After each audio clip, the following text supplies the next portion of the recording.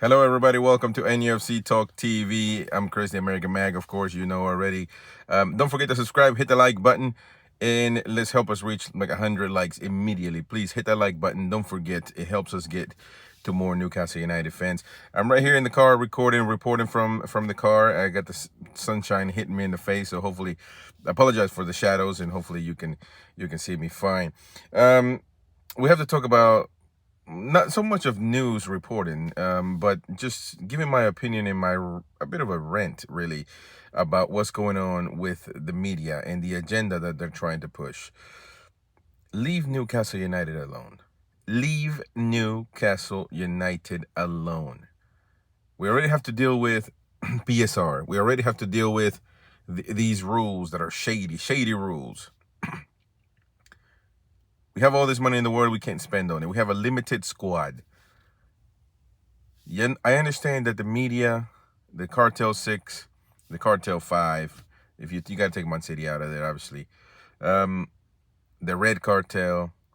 I understand that you guys are scared of Newcastle United succeeding and becoming another city that you don't want, and becoming another Chelsea that you don't want, although Chelsea seem to be a bit of in the middle of in no man's land right now at the moment. I feel like they don't know who to side with.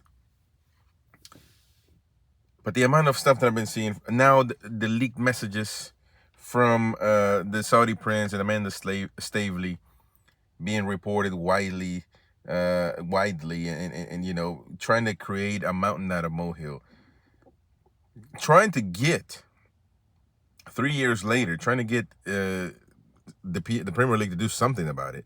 What are they going to do? It's 3 years later. They accepted it. They took the £1 billion that PIF or Saudi Arabia gave Qatar for streaming the Premier League illegally. They took that pound, allowing the takeover to happen. What is the surprise? Mohammed bin Salman, the crown prince of Saudi Arabia, controls Newcastle United. Oh my God. What are we going to do now? That's the problem. That's the narrative that the media out there want to portray, and that's what you're trying to create a story for what? It goes beyond likes and interaction, by the way, which is always an added benefit for them, to get interaction, to get clicks, to get all of that stuff. Of course, it's a benefit, but I think the agenda goes beyond that. And I think what they want to do is get the Premier League to investigate, get the Premier League to go out there and do something extra, maybe punish Newcastle United, because that's what they have been trying to do since the takeover started. Before even they tried to stop the takeover, but it didn't work. And so what is the surprise? That the Prince owns PIF. He owns everything. He owns Newcastle United. So what? He has to say, I understand the legality. Somebody's going to come and tell me, well, he's not supposed to. A Premier League can't be governed by the head of a state. Man, stop playing games. Stop joking around. Are you kidding me? You let PIF buy a club, and you really think that the owner, who is the main guy, the main owner, the main person, Mohammed bin Salman, Crown Prince of Saudi Arabia, is not going to have a say-so? He's a big football fan, by the way. You guys should look him up. You guys should look him up. He's a very well-spoken, very intelligent human being. So Saudi Arabia are certainly lucky. So and that's the story. Look at these headlines, man. By the way, Craig Hope just reported that the Premier League will not revisit the legality of Newcastle's Saudi-led takeover in light of the fresh claims about involvement of the Crown Prince Mohammed bin Salman. So there you go. All that's shut down. But of course, the Daily Mail reported on it as well, you know, before all of this was taken down. Before all of this was taken. And now you got even the Mag, who's got a lot of followers, of course, reporting on it, of course.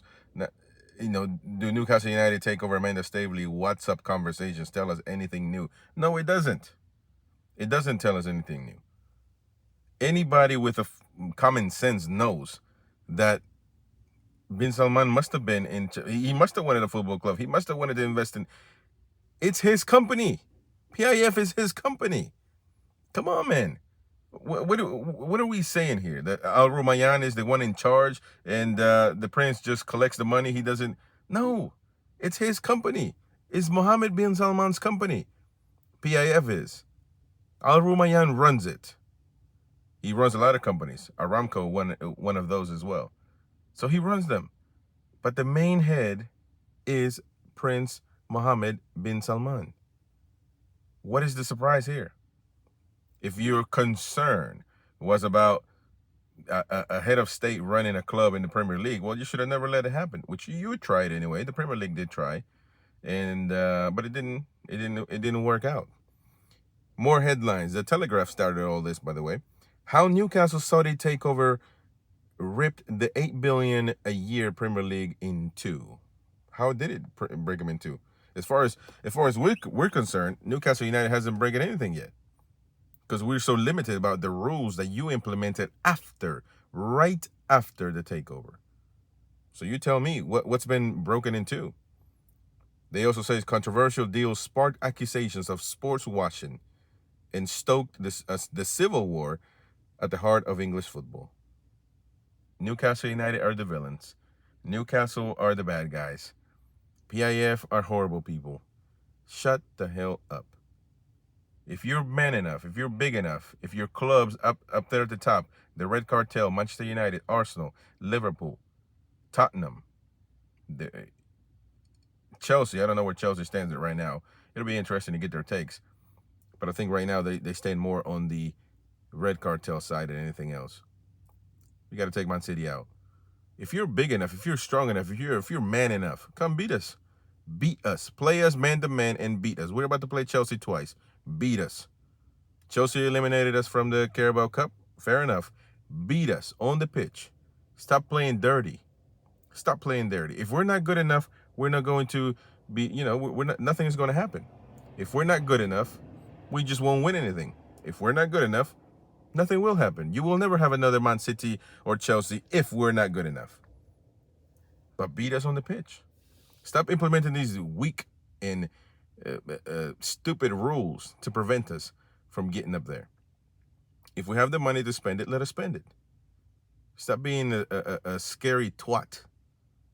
And I'm talking about the Premier League. I'm talking about the media, who's portraying all these nonsensical lies, sharing WhatsApp groups. By the way, that's another story. How did these WhatsApp groups WhatsApp chats get leaked? Messages from WhatsApp are legally encrypted. I'm assuming somebody has them from the Meta group, in storage there, but they're supposed to be encrypted. I'm assuming the Prince bin Salman could care less. I'm assuming he has no agenda to leak these out.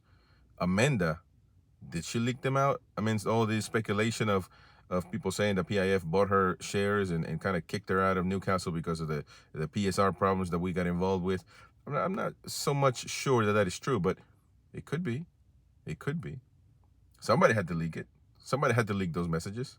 Who was it? Did Amanda simply just give her phone away and somebody leaked those messages that got synced up in her WhatsApp? Did she not delete the information on her phone before giving it away? Maybe, if that's the case.